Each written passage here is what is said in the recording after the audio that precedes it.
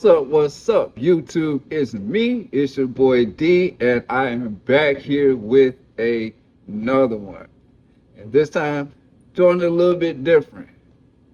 Back to the Twisted Toons franchise. And this time, we're doing this a little bit special because this time, we're going to talk about the squads and we're going to get in depth with each and every member of each squad. So, without further ado, ain't nothing to it but to do it. So, let's dive into it.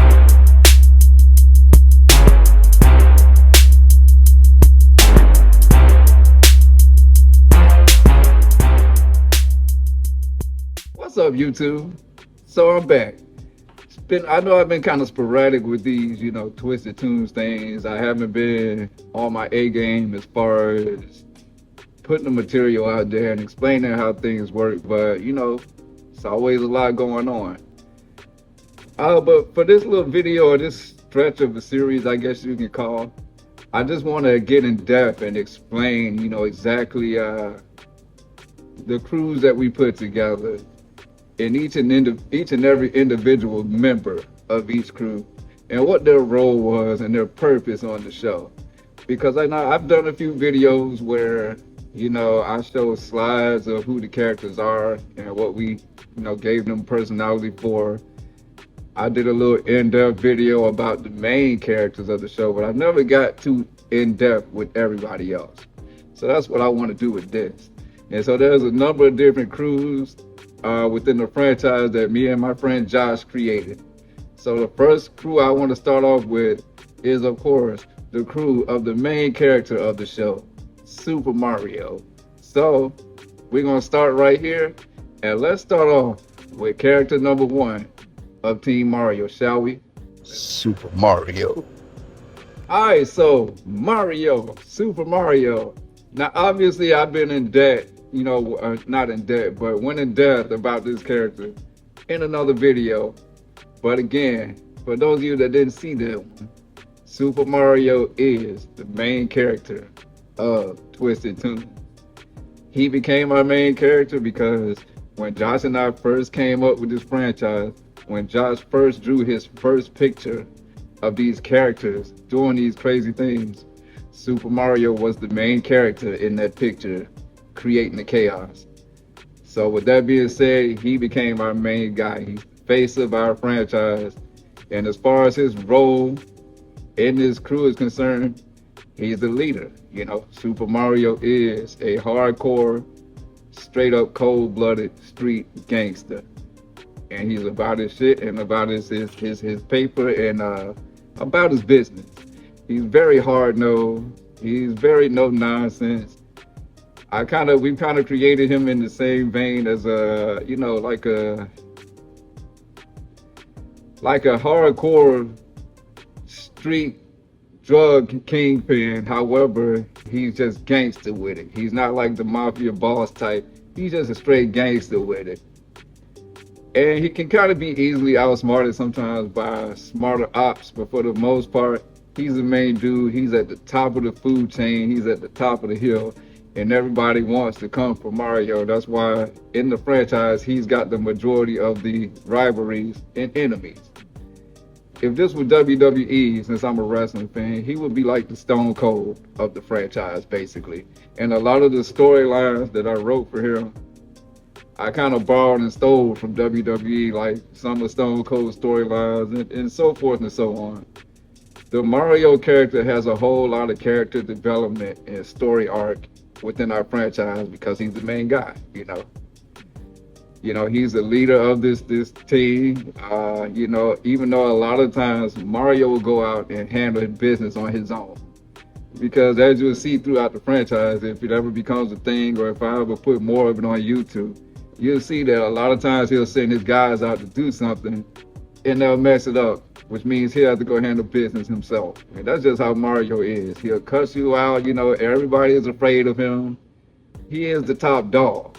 And I've talked so much in depth about him, I'm trying not to go too much on a tangent, but Mario's the main guy. His role is the hardcore, cold-blooded street gangster that don't take shit from nobody. And if you cross him, it ain't nothing for him to either beat your ass or kill you. And that's Mario, pretty much in a nutshell, all right? So let's get it moving. Rapunzel. All right, so Rapunzel. Now, Rapunzel, her role in this crew is basically she's Mario's woman. She's his right hand, I guess, go-to girl. Whatever business he can't take care of, but he too busy to handle right away, Rapunzel will take over, as a woman should do. You know,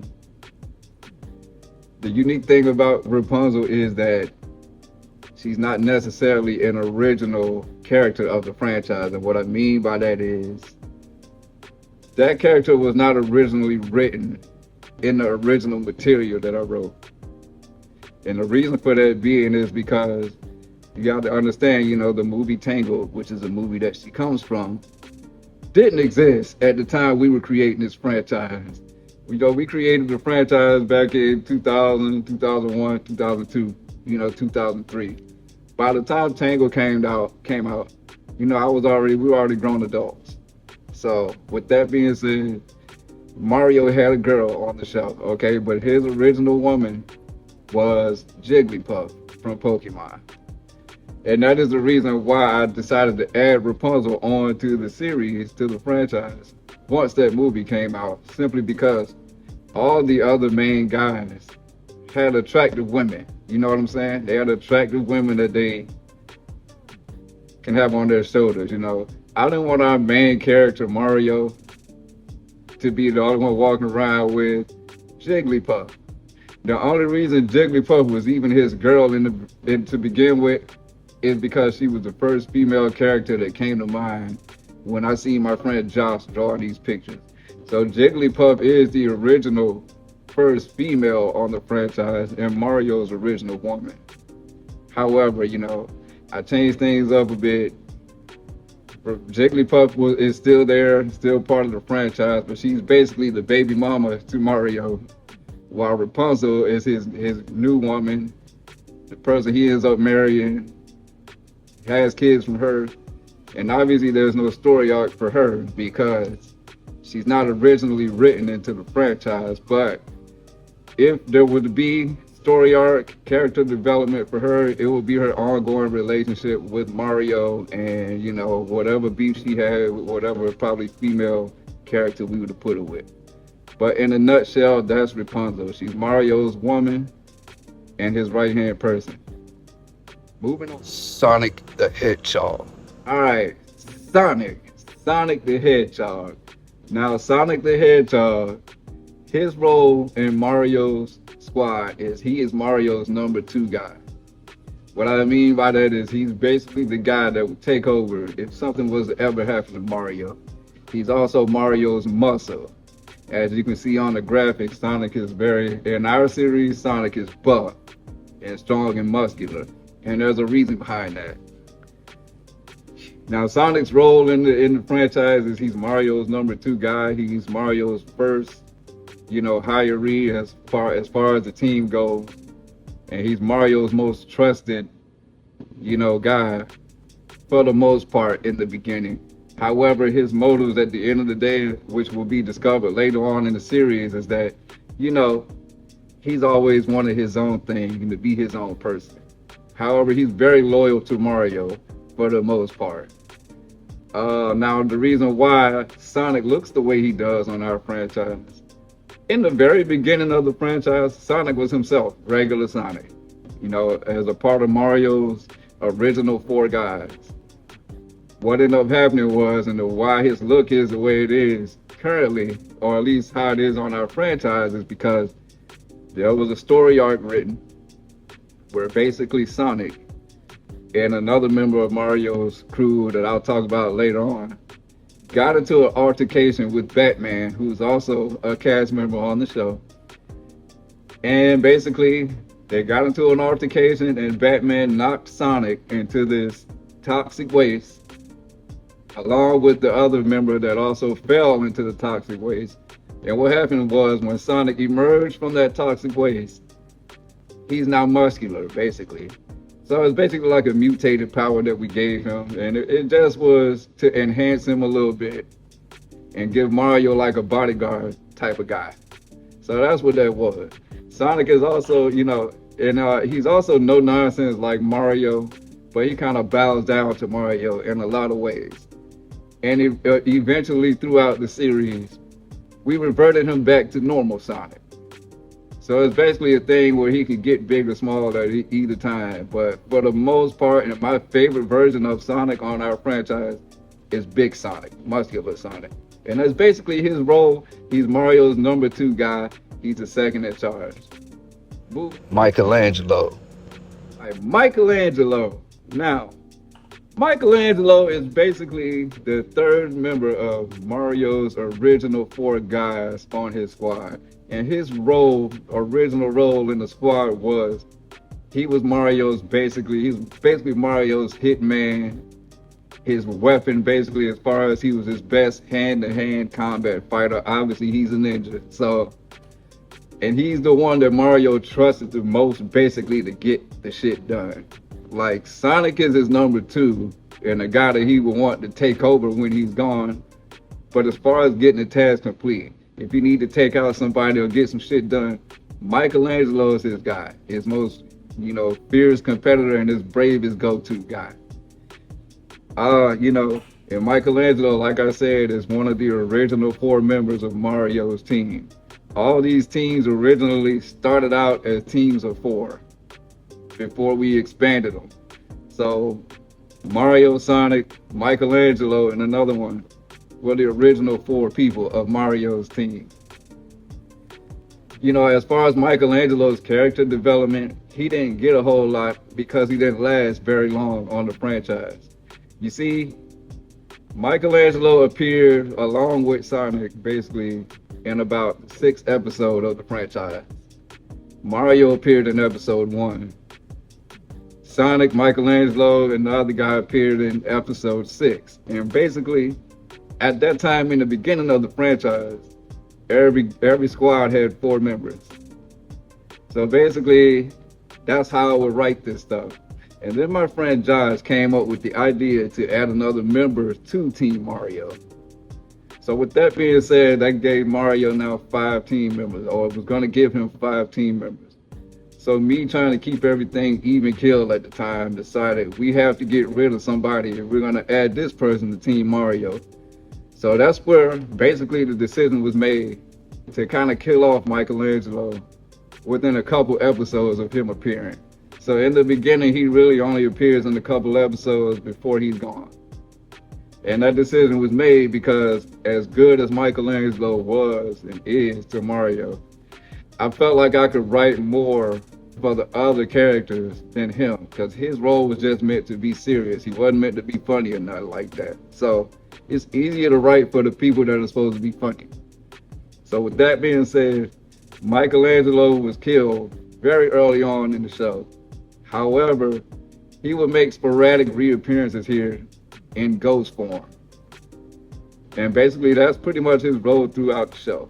And so that's Michaelangelo in a nutshell, all right? Bugs Bunny. All right, now Bugs Bunny. Now Bugs is the 4th and final member of the original 4 members of Team Mario. So if you have been tracking, the original 4 members of Team Mario was Mario, Sonic the Hedgehog, Michaelangelo of the Ninja Turtles, and Bugs Bunny. Those were his original 4.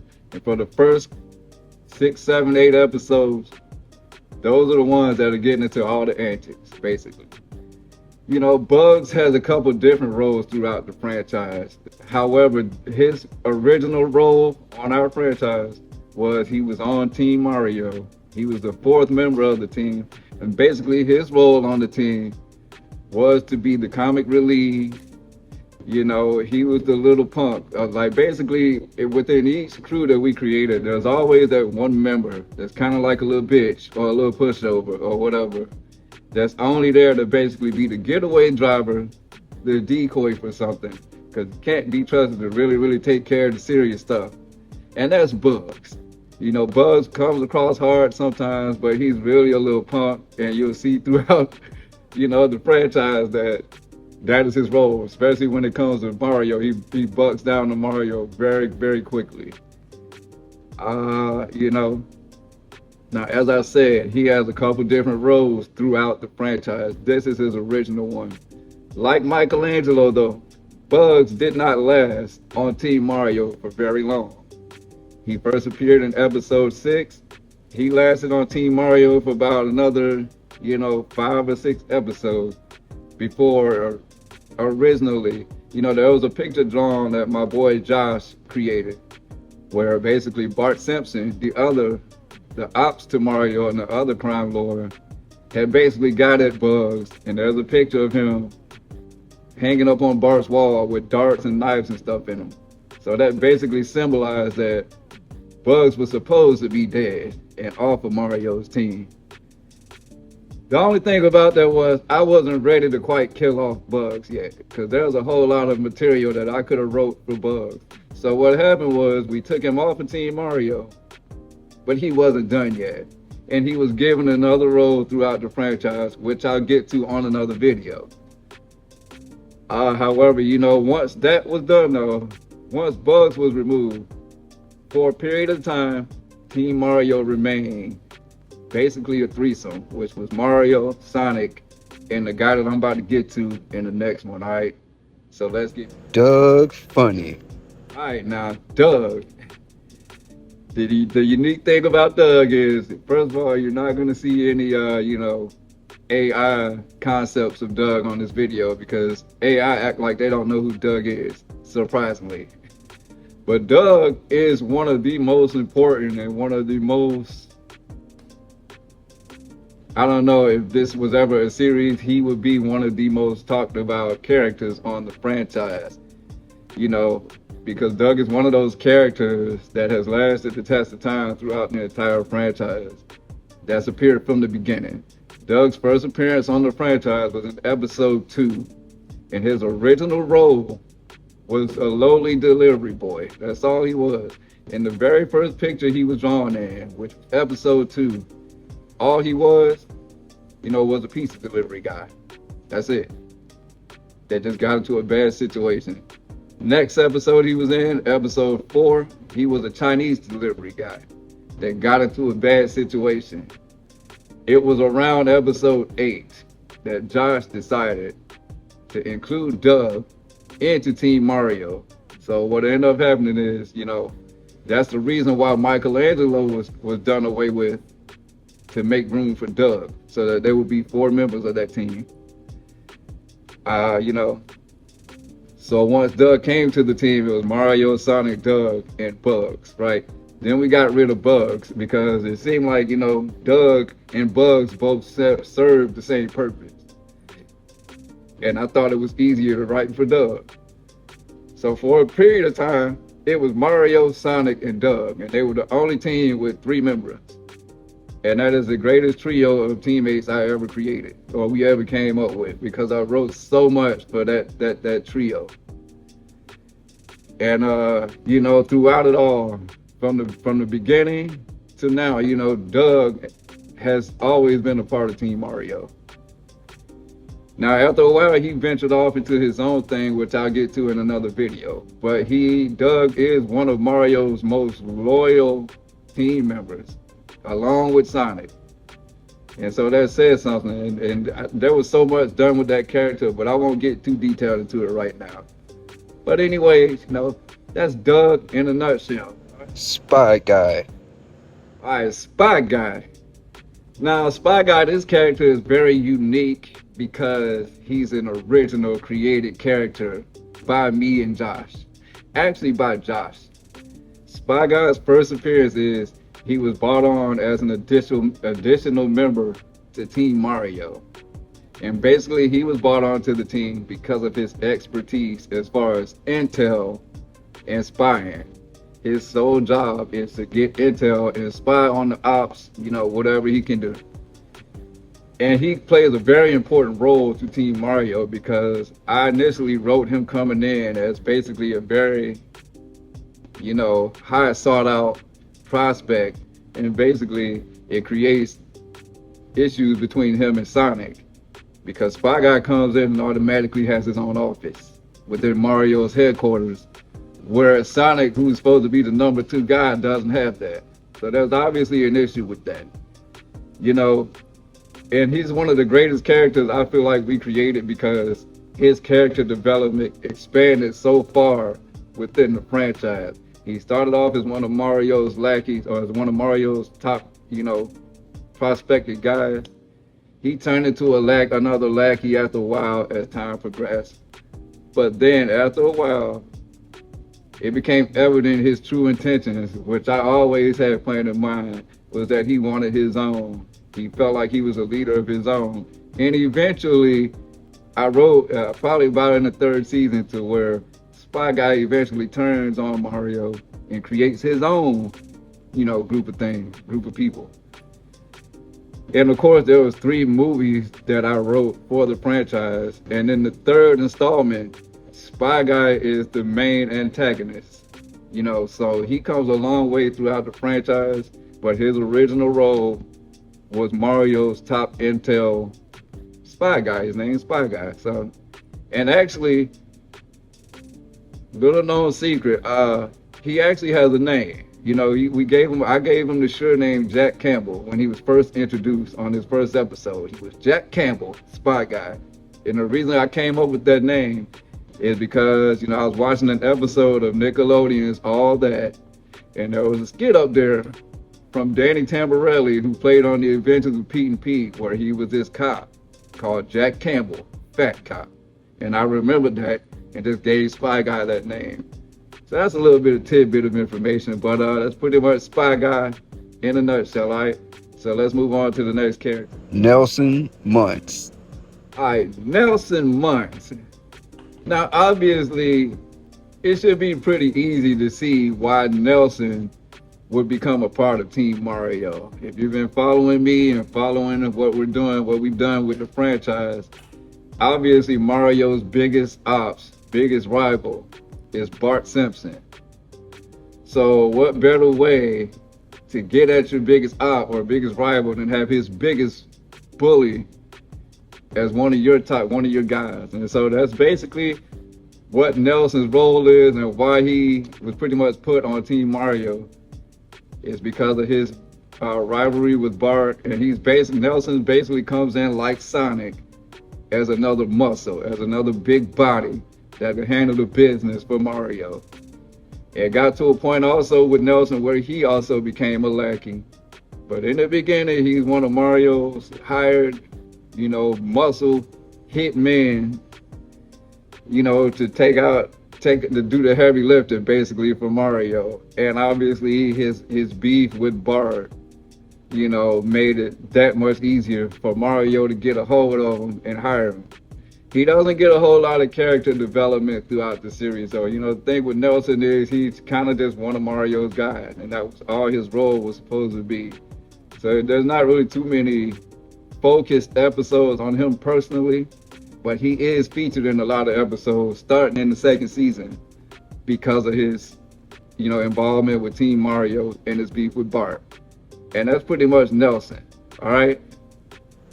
Phil Deville. All right, so Phil Deville. Now, Phil's role on Team Mario is basically he is the young, streetwise thug of the group.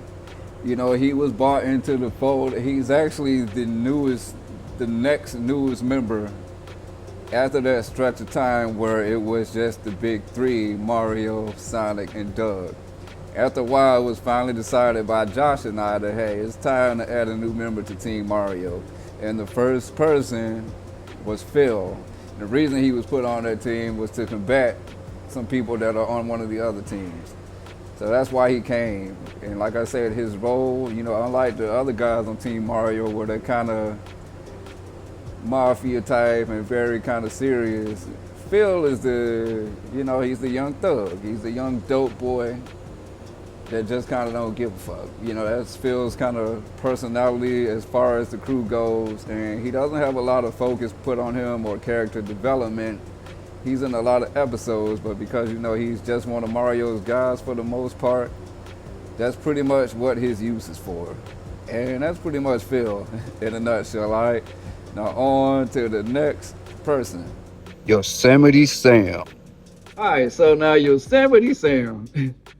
Yosemite Sam was pretty much bought into the franchise because I had a picture of some Looney Tunes, and Josh just decided to draw a picture of Yosemite Sam being hired by Team Mario. So that is the only reason he's even on Team Mario, is because Josh drew a picture of him shaking hands with Mario. And basically his role on Team Mario is just another henchman. You know, he's basically hired because of his marksmanship as far as his use of guns and all that. And his temper, because you know Yosemite Sam has a hot temper. He rides a prize varmint and all that. And, you know, Mario like that. You know, again, he has stretches where he becomes just another lackey with the other guys. And there's not a whole lot of, you know, character development or episodes based on him either, simply because he's just one of Mario's guys. But Sam plays an important role within that team, and he was hired for that particular reason. And that's basically pretty much all there is to Sam, Yosemite Sam. I didn't write a whole lot for him. He's just one of those characters that's just always there because he's part of the team. And he has his little lines or whatever, but it was never anything serious. He's basically just one of Mario's many henchmen. And that's pretty much it, all right? So moving along. Mutant Toad. Right, now, Mutant Toad. You're probably asking yourself, what the hell is Mutant Toad? How did he get like that? So basically, Mutant Toad is one of those characters that's kind of sporadic. He's all over the place. You can't really trust him. How he came about is the original Toad. He is the original Toad, but in mutant form. And basically how that happened is Toad is a part of another team. Okay? You know, getting into some character development with Doug. The other person who was in that toxic waste dump thing with Sonic was Doug. And so basically what happened was when Sonic gets knocked into the toxic waste, if you look, Doug just kind of slips. And so what happened with that is they both fell into this toxic waste. Whereas Sonic got these muscle powers, Doug had the ability to stretch. But Doug was also gay. We had made Doug gay around that time. And basically, not only could he stretch, but he could, you know, transform into different folks. So basically, Doug would take his ability and use it to his advantage against other men. So basically, Doug got at Toad. We made an episode where Doug got a hold of Toad, took advantage of him, and then basically, because of the mutated powers that Doug had, it transferred over to Toad. And Toad became a buff, basically, freak of a mutant that spits out acid semen or sperm. Yeah, we went there. That's how dark, you know, that's how the dark humor that this franchise had. And why I say Toad was untrustworthy or whatever, because once he became in mutant form, he was sporadic, which means he'd be a part of Team Mario, but then he'd turn on him and go join another team. And it was always that back and forth with him. But he spent the majority of his time when he was on a team, on Team Mario in his mutant form. And basically Mario had him as a weapon. That's like that secret weapon I'll take out, you know, when he could trust him. But he doesn't, you know, he's in a lot of episodes basically, but there's no real character development to him because he's just a mutant freak that's all over the place. And that's where his role was supposed to be, all right? So that's Mutant Toad. Moving. Robot Luigi. All right, Robot Luigi. Now, Robot Luigi basically is a creation made by Mario to represent his brother Luigi, or the way his brother Luigi used to look. And the reason that was done is because, as you notice, Luigi is not a part of Team Mario. No, he's with the ops. Basically, you know, Mario has always been trying to get Luigi to rejoin the team, but him and Luigi just beef with each other and he don't fuck with him. So basically Mario said, fine, I don't need you. Well,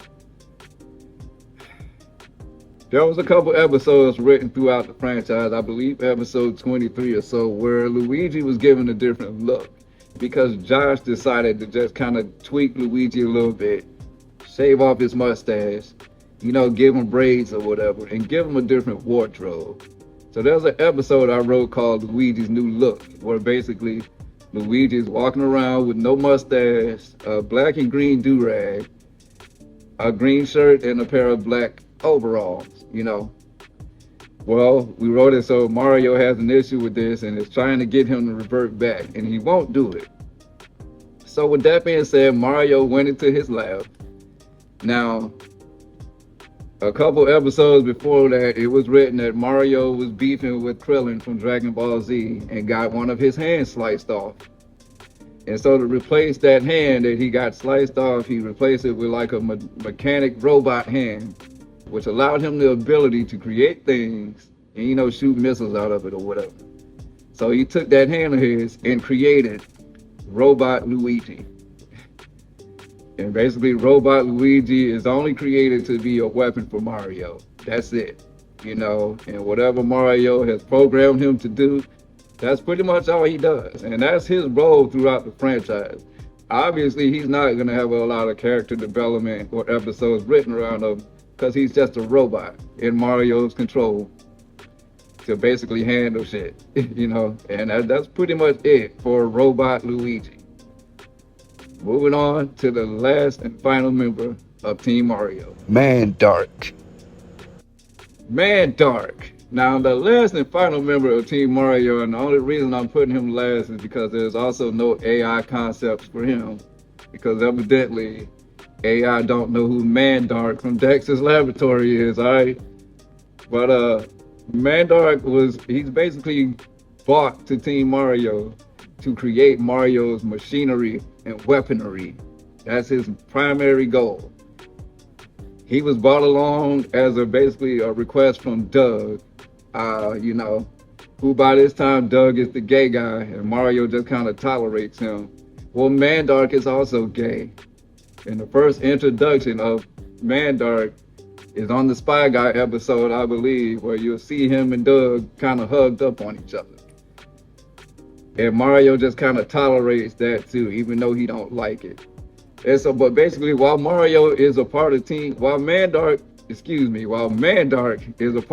Mario, his only purpose is to create weapons and, take care of himself if he has to. When he's not dealing with operations with Team Mario, Mandark is over there with Doug and Doug's other crew. But yeah, that's basically his role throughout the franchise, and that is Team Mario as a whole in a nutshell. I know I did a lot of rambling or whatever, but I really wanted to get through this and get some in-depth look of these characters and what their specific roles are. And so what I'm gonna do moving forward with this is I'm gonna do each and every squad, and then I'm gonna do the individual characters that ain't related to none of the squads until I get everybody. And that's just how we'll do this, alright? So I hope you guys enjoyed this little video, this little introduction of the squads, starting with the main guy, Team Mario. And please hit that like button, comment if you want to, subscribe if you like what you see, and please keep supporting me if you love this franchise that we kind of created that will never be brought to life. I'll continue to do more, alright? I love you guys, and always, ain't nothing to it but to do it. Continue to dive into it with D. Wow.